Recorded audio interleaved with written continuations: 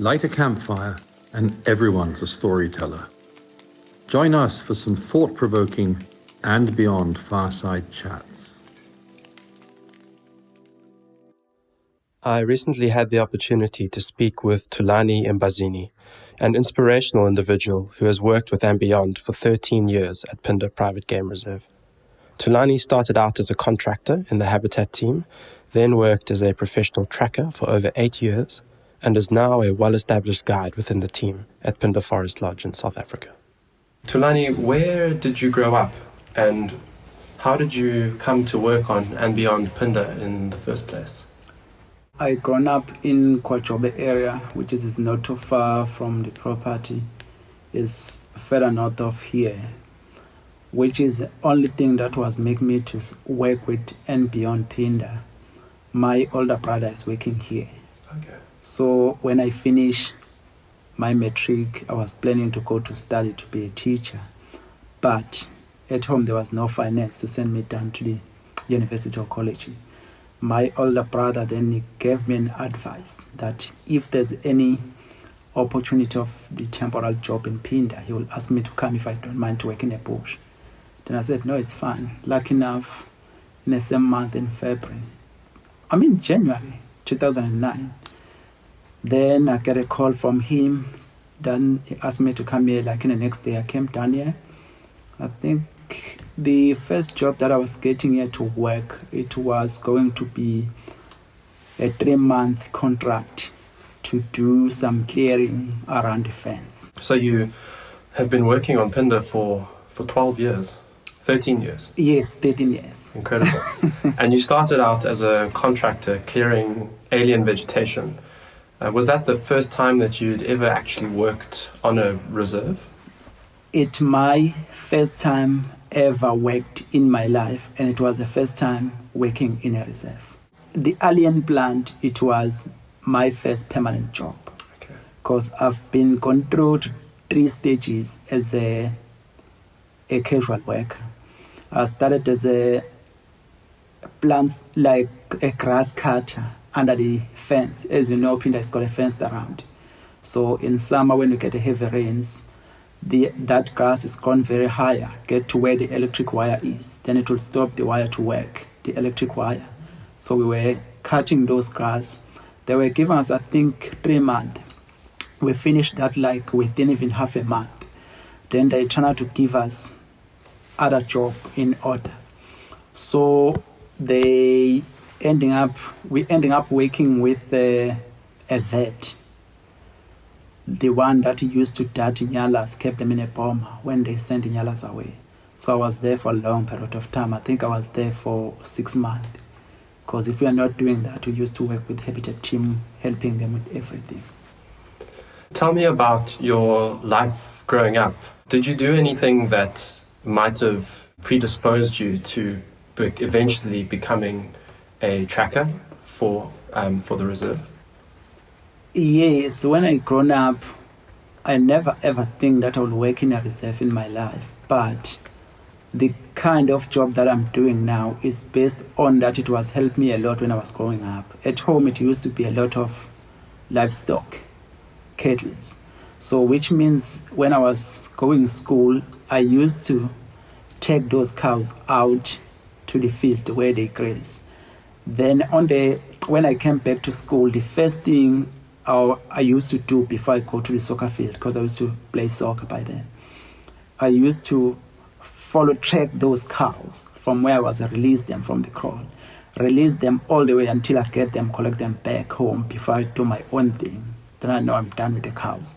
So the interesting things, like the tracking like a wild animal, it is as similar as if you're tracking your cows at home.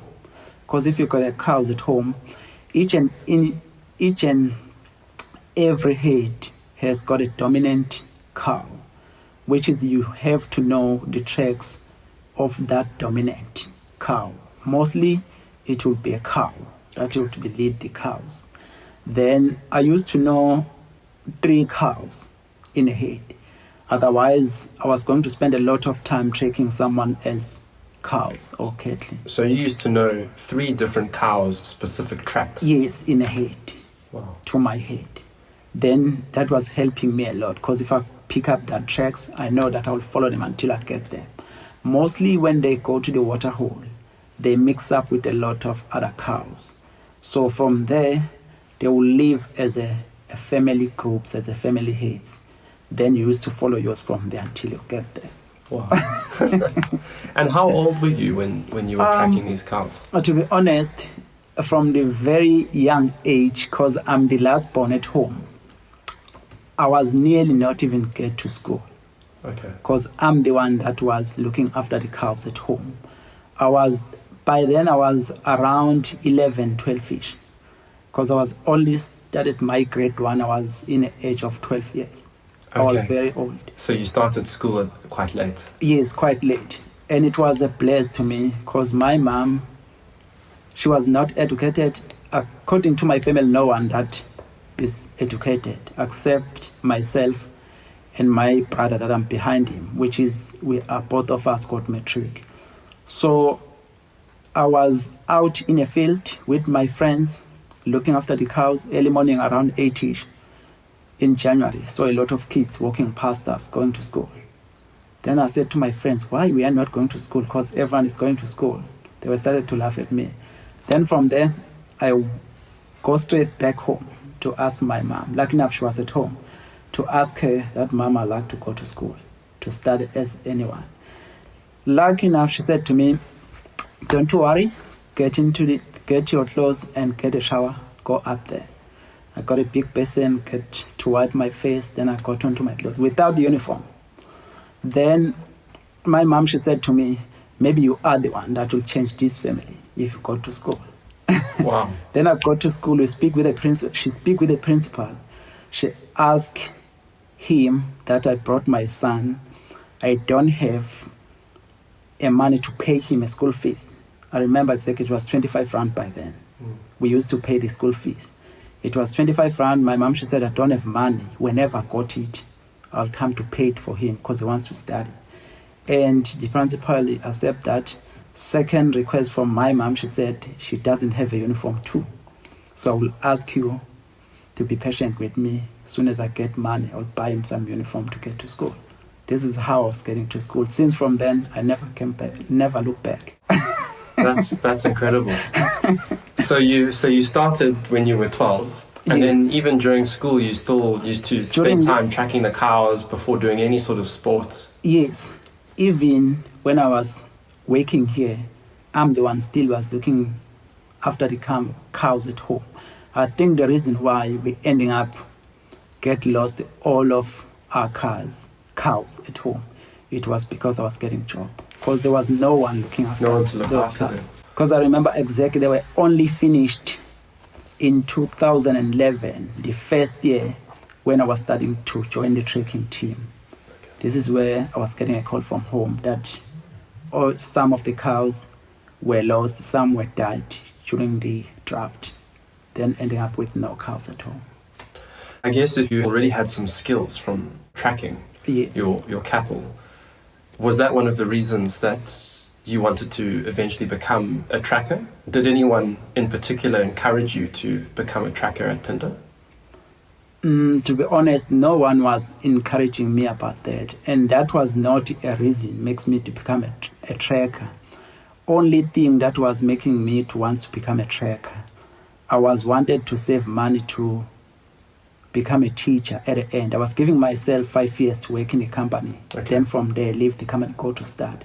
Only thing that was making me get more interested to being a tracker. At school, I've done travel and tourism. So I was asking myself that why, because I'm in a company now, in the same stream that I've done at school.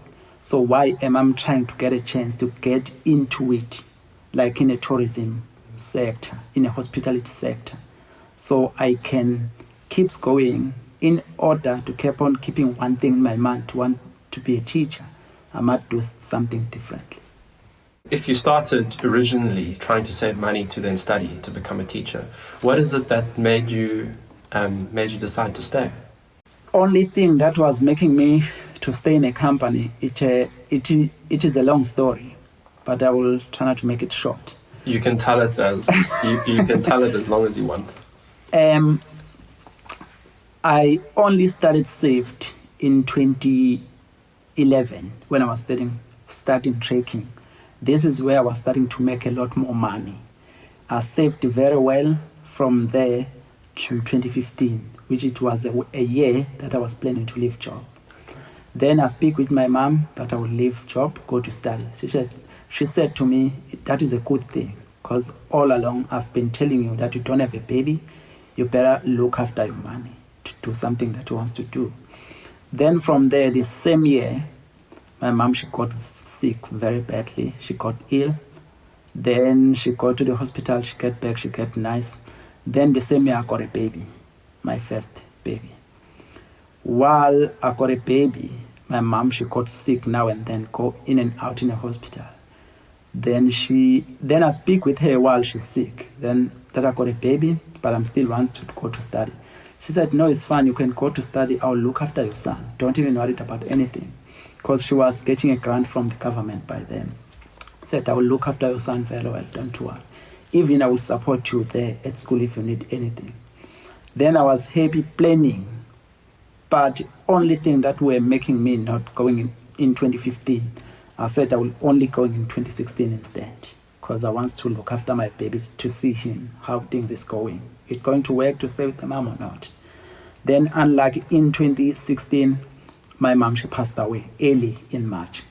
Now it will be no one will be looking after my son. Then I got a good amount of money that I have to go to study. And I got a baby. No one will be looking after my baby. Then I decided to stay in the company now because I got a job in my hand.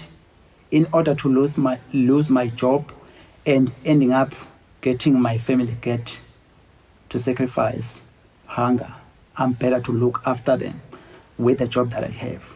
So from there, I took all the money that I used to save. I buy the cows, because at home by then it was no cows. In 2016, end of 2016, I buy 8 cows. Then I buy a lot of stuff to pay my girlfriend. Because at home, I'm the last one. When the mom passed away, all my sisters and my brothers have got their own houses. I'm the one that was going to be left at home with my brother's 2 sons that he was passed away, that they were under mom. I'm the one looking after those 2 boys and my girlfriend and my son. I decided to pay her a dairy so she can come to stay with me in the same house, then looking after these babies. Then all my plans were changed from there. I decided to create my own family from there. Sounds like you've worked really hard, really hard to create your own family and look after the wonderful family that you have. Yes.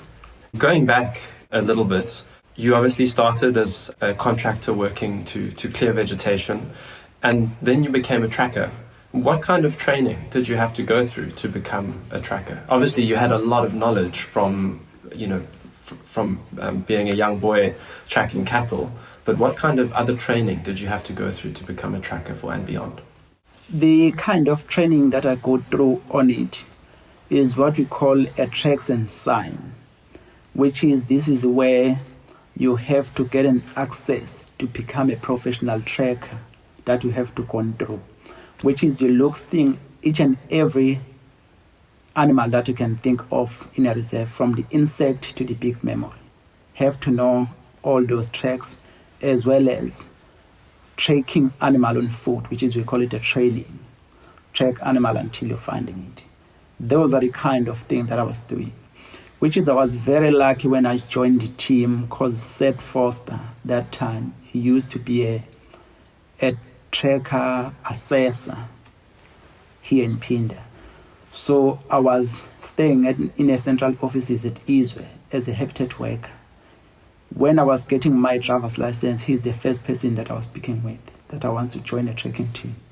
Then he accepted that. He said, start now to learn tracks. I will help you there and there when you need some help. Then he organized a senior tracker here at Forest, which was called Sikampo, to go down there if he's not driving, to take me around to learn tracks and sign. Then that guy helps me a lot to learn tracks and sign.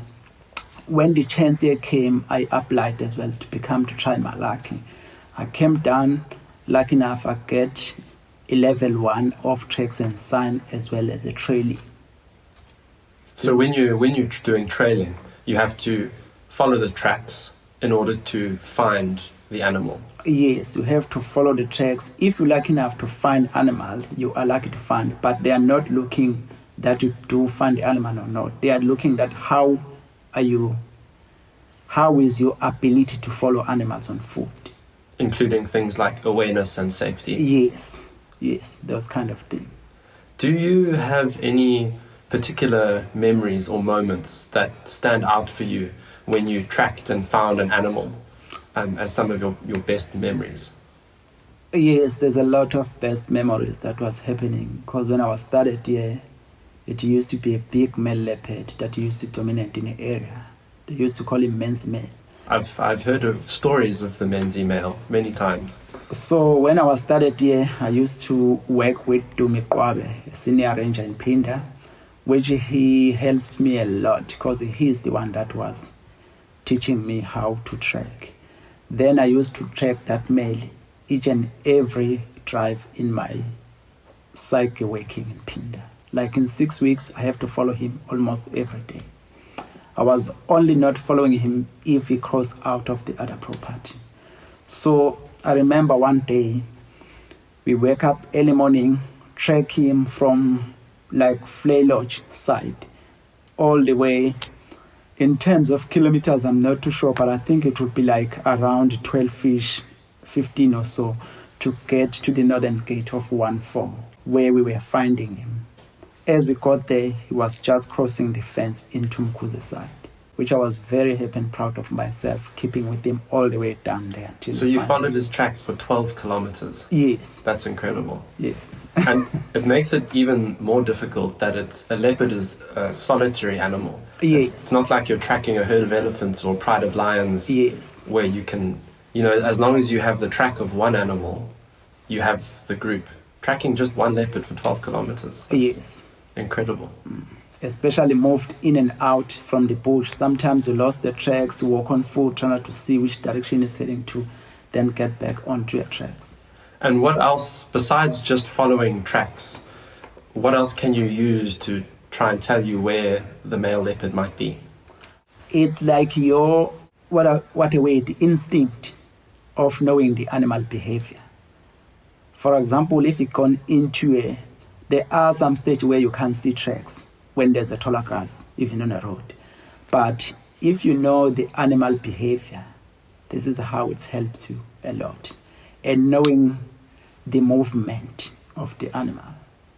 Because if, for example, if the animal is heading like in a southerly direction, so you lost the tracks, but you know that it's heading this way, you can look even any sign. It could be like a smell from the leopard when it's urinate. You got that scent smell like a peppercorn to use to get that and turn out to move into a direction where he was heading to. Then ending up getting into a spot where you get a nice soft sand where you'll see a tracks again. Amazing. So you worked as a tracker for 8.5 years? Yes.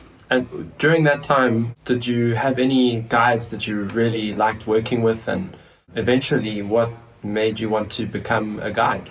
Yes, there are rangers that I worked with. There are 3 rangers that I was permanently with, but not at the same time. I started with the Mekwabe, which I was enjoyed a lot, and he was helping me a lot because he was a senior guide, teaching me, giving him some advice as well as a old person to me. Then from there, I worked with Berim Tembo, which we enjoyed a lot because we're similar, same age as well. So from there, I worked with Carrie Smithers. She's now a head ranger. I think this is where I was getting more motivated to become a guide one day. Yes, I've been wanted to be a guide in my life a while ago. Soon as I started to the trekking team, I tell myself that if I become a guide, I don't think I will think anything else to be doing it in this company. This is where I will end. Lucky enough, she kept on advising myself. give me some chance to speak with a guest, helping me in terms of English, to speak English. Sometimes my English is not that great, but she helps me a lot to fix now and then there where I was speaking badly English. So she gave me some advice that she will be here, but not too longer. She will be very happy before she leave if I get a chance to go at Nkwazi to try my luck. I said, yes, I like it, but I'm scared because I've got a family that I'm looking after. If you go in Nkwazi, sometimes if you not make it, when you come back, you are not like, if you come back, you have to go back to your permanent position. Sometimes you will feel like as if you didn't do well from the other team. They'll say, what you were trying to do because now you're getting back. I said, no, don't even think about that. Once you go there, tell yourself that you're going to make it. Those are the advice that I get from her. Then it was helped me a lot. And the person that she was pushed, it was our lodge manager that she used to be here, Clinton's wife, Dan Murray. She pushed me a lot because I was ending up going there to the pre-course. From there, it was April when I got back. She gave me like a lot of newspapers to read, stories, and the Nkwazi sent some lot of questions for me, like a general questions to answer. I remember that time I don't even have a smartphone. I was using a small phone, which there's a friend of mine. Always, if I came back on a game drive, I used to sit in a ranger's room, borrow his phone to answer those questions, get onto internet to Google those, which it was helping me a lot because when I get there, I was able at least to speak English. Yes, there was a time when I get there was a lot of white guys that were English, which I was let myself down sometimes that, these people don't speak a better English than me. But at the end, when I was getting the enjoyment there, I was forgetting about all those. And have you been able to teach anyone to speak Zulu during your time? Yes. Yes. Because I used to share a tent with Dino. He was coming from Joburg. Yes. He was hardly to speak Zulu, but if you meet him now, he speaks Zulu very well. Really? Because we were with him for 6 weeks in a tent, and when we came here, we were a roommate for another during the 3 to 4 months. second phase of training. Yes. Okay. So we were not speak much of the English because I was hoping that, I get someone that is speaking English. How if I don't understand him? But he was pushed me to speak Zulu because he was willing to learn Zulu as well. Amazing. So I was saying, so why I was worried there? Yeah. Yeah. And you mentioned the Nkwazi Ranger training course as well as the pre-course, Yes. the pre-Nkwazi training course that you went on. Are there any favorite memories from the Nkwazi Ranger training course that sit in your mind? Yes, there's a lot while I was there. Because the one that I will remember as a group of 12 that we were there, we were ending up like 8 of us, but that 8 of us, we were like a family. We were love one another and everything we were sharing together. Even now, we are in contact with everyone. So, only thing that I learned a lot there is like the communication and form the bond between the people that you met with. As a tracker, your job was integral to providing a seamless guest experience. And tracking and finding animals is a real skill.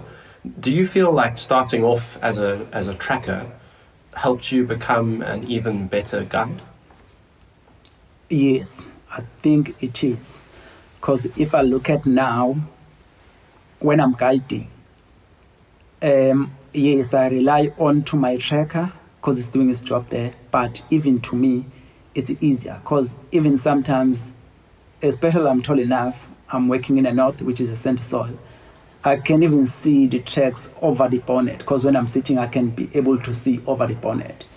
So I'm a guide, yes, but still I've got that feeling that if I in a vec, I can track. And it must be really nice for the tracker that you work with to know Yes. that you can provide a second opinion Yes. if you're trying to find an animal. Yes, yeah, it helps a lot. The bigger privilege to start it as a tracker, and again to work in the same environment where you have been trekking, it helps a lot because all the animals here, I know their movement. So when I'm going out, I know exactly that if the animals were left there, I have to go this side, I'll come across with. That's what was helping me a lot. And what do you enjoy about being a guide? Now that you've come from being a contractor to tracker to a guide, what do you enjoy about being a guide? And in particular, what do you enjoy about being a guide at andBeyond Phinda Forest Lodge? I enjoyed a lot to be a guide because I've been willing to get this opportunity for a long time, which I was scared to approach the management to ask to get onto Inkwazi to become a guide. But when I get that chance, I was getting to where I was wanted to be at the end, especially to work at forest. To me, a forest now, forest people, it's like my brothers and sisters, because I stayed at Israel for only 2 years. Then from there I moved to forest. I know these people as I know myself. So if I get a chance to change lodge in Phinda, I don't think I will be happy with that. Especially here, it's very close to my house. Even to get to my home, it's only half an hour in terms of driving. I'll be at home.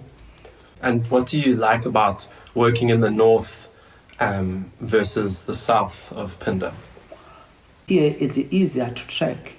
It's not like a hard ground as in the southern part of the reserve. Got a lot more sandy soils up here. Yes, here it's a sandy soil everywhere. You can't miss the trails. And what about the sand forest? I like to drive through the sand forest, especially I like to walk in a sand forest. I've done a lot of walks here because each and every set of guests I get, I try not to make sure that I sell a walk in here.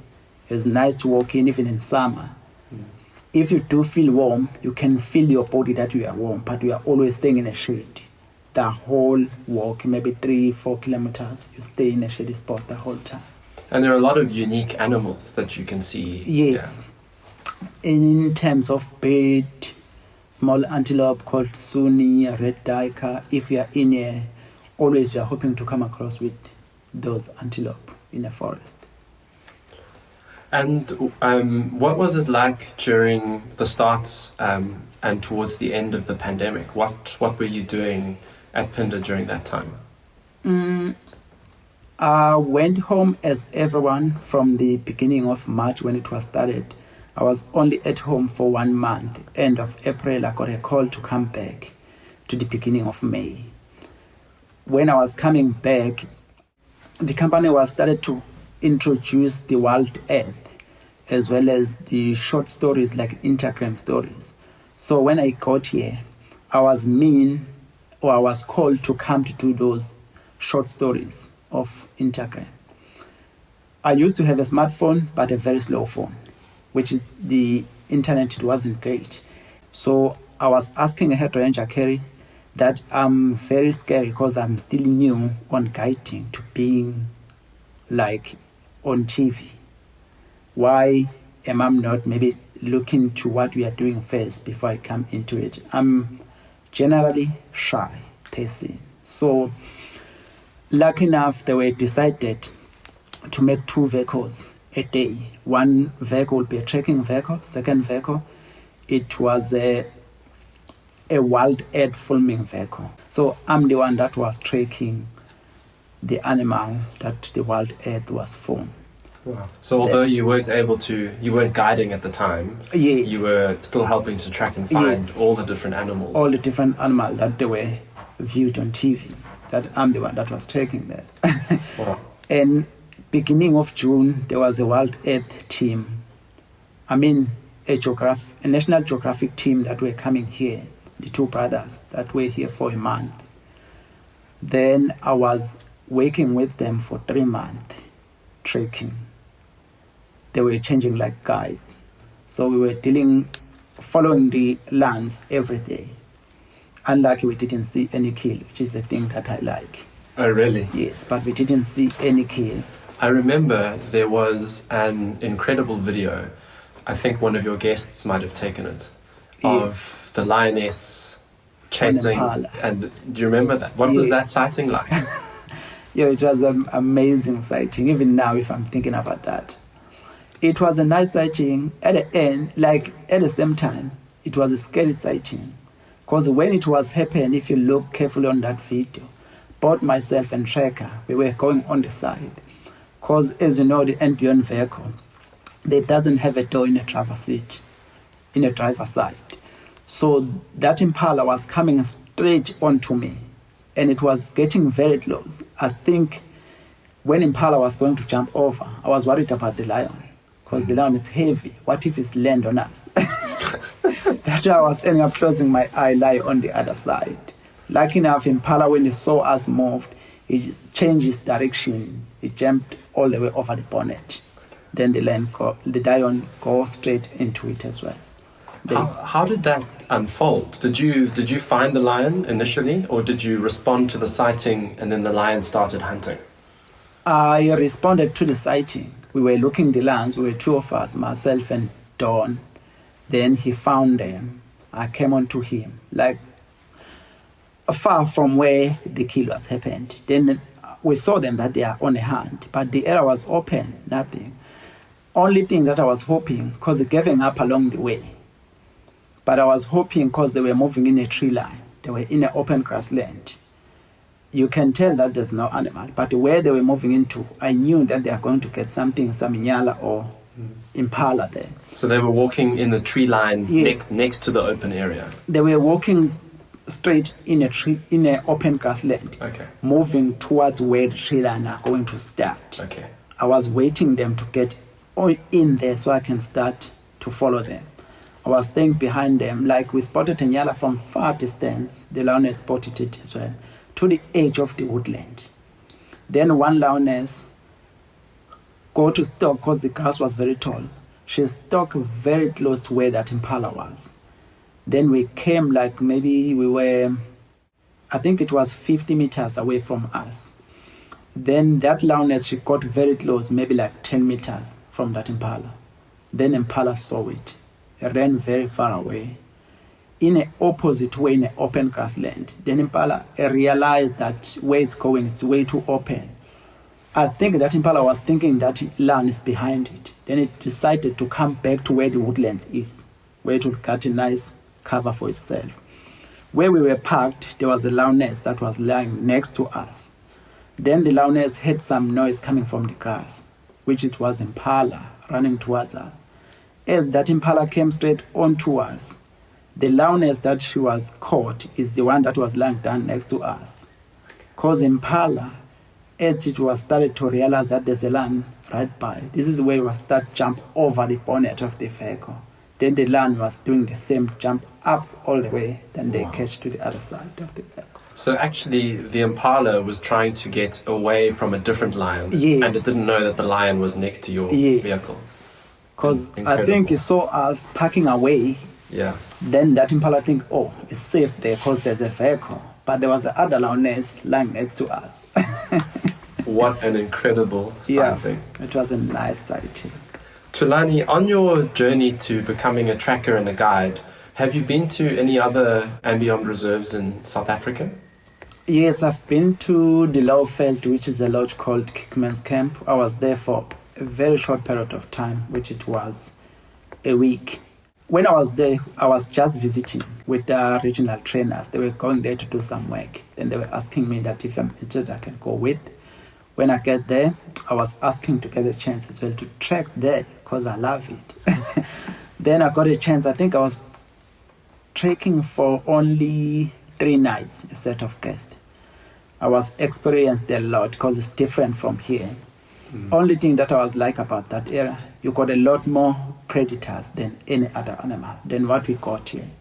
Here we got more general game than predators, like lions, cheetahs, and you got a nice bigger pride there, which is I love lion, especially if it is a bigger pride. One of your favorite animals? Yes, But the only thing that it was amazed me, the trackers there, which I was experienced, they sit in a tracker seat to any sighting, even in the elephants. It's very different. Yes. To Phinda. I remember exactly, there was a spot where I was jumping into the vehicle with my rangers. Everyone was laughing, even the guests, because they knew. I said, no, I'm not going to sit outside when we are this close to the elephants. Yeah. And he was off-roading to the elephants, because Yeah. we do off-road for them. I said, no, I'm not going to sit there. I don't like elephants at all, because I've got a bad experience with an elephant. Okay. Yeah. So you prefer to be careful around elephants. Yes, That's a always. good thing. It's a good thing to be careful around elephants. Besides the difference in predators, was there anything else that you found different? Do you prefer working at Phinda? I still prefer to work at Phinda, because it's close to my house. Of course. So when I'm going down far there, it will be tough for me to go back and forth to go home. I prefer to be at Phinda, but in future, I would love to go back there to work there. And the interesting story, when I was there trekking, I spotted a pangolin for first time, which I was not even know what it was, which my ranger was laughed at me. Because I spotted that pangolin at night. It was a full moon, shining with a spotlight in a rocky section next to the river. The first thing that I saw, it's a rocky. Then I shine past. When I shine back, I saw that shiny rocky moving. Then I stopped him. I said to him, it looks like there's a rock moving there. Let's check what it is. From there, he was like going mad, stopping the engine, running out, like clapping his hands. Everyone was getting hit. I was surprised. Why is that? Said, oh, pangolin, pangolin, pangolin. Everyone was jumping into it. Everyone was responding. I didn't even know what the pangolin was. I think I came to that sighting as well. Yeah. And now Phinda has such an incredible conservation program with pangolins. Do you get to see them a little bit more regularly now? Yes, only when there's a guest experience booked it.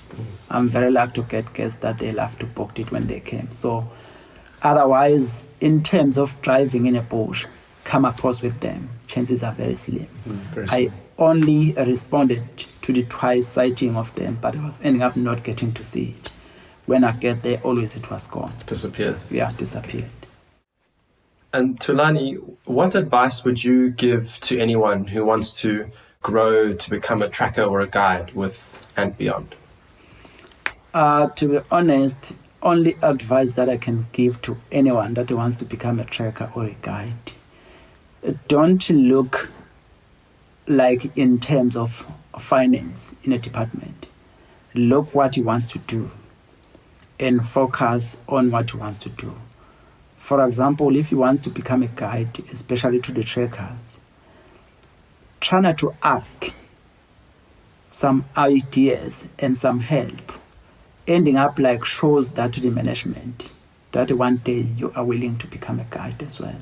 Because if you want to become a guide, for example, myself, I experienced that. When I was trekking, I was thinking what else I'm going to do now in a company. Because I've been trekking like 8.5 years. It was nearly like become 10 years for me being a tracker. Only thing that I was thinking to do is to become like a safari host. Because to be honest, I was already getting tired to be a tracker. You already felt like there was something more that you needed more to that do. I can do. Only thing that was stopped me to become a safari host, I'm not good on technology in terms of computers, which is I don't like to do a job that someone will doing it for me. So with that, to someone that still wants to become a guide, check with your head ranger, check with the lodge manager or a general manager to raise that point that one day you want to become a guide. In case if the chance came, they might send you in. And once you get there, yes, it's difficult as every new challenge that has come to you, but you'll end up making it. Thank you for chatting to me today. It's been so lovely to hear about your incredible life story and all of your amazing experiences that you've had as a tracker and a guide. My next question is, what do you think is next for you? For now, as I'm still new in a guiding team, there's nothing much that I'm looking forward. It's only one thing that I'm looking forward, which I was hoping that maybe this year I'll be doing 1 or 2 walks. I want to do, exactly like a grade 2 walking. I want to be a qualified grade 2 walker. Can you tell me more about grade 2 walking? A grade 2 walking is where, as a guide, it allows you to take guests in a big 5 animals on foot to viewing them and come back with. Which is, yes, in a qualification that we have according to the government, we are allowed to, but the andBeyond is very sensitive in terms of a safety point, which is good. You get more trained to become that qualified grade 2 walk. And even then, it's buffalo, elephant, and rhino. It's not the cats. Yes. Okay. It's only the rhino, buffalo, and elephants. Only thing that you have to do, you have to be like 100% 360 degrees awareness.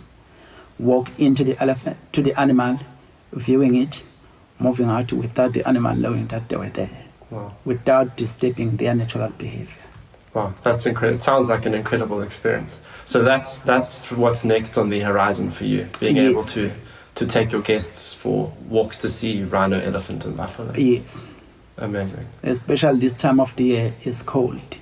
All the rhinos, they are in a woodland.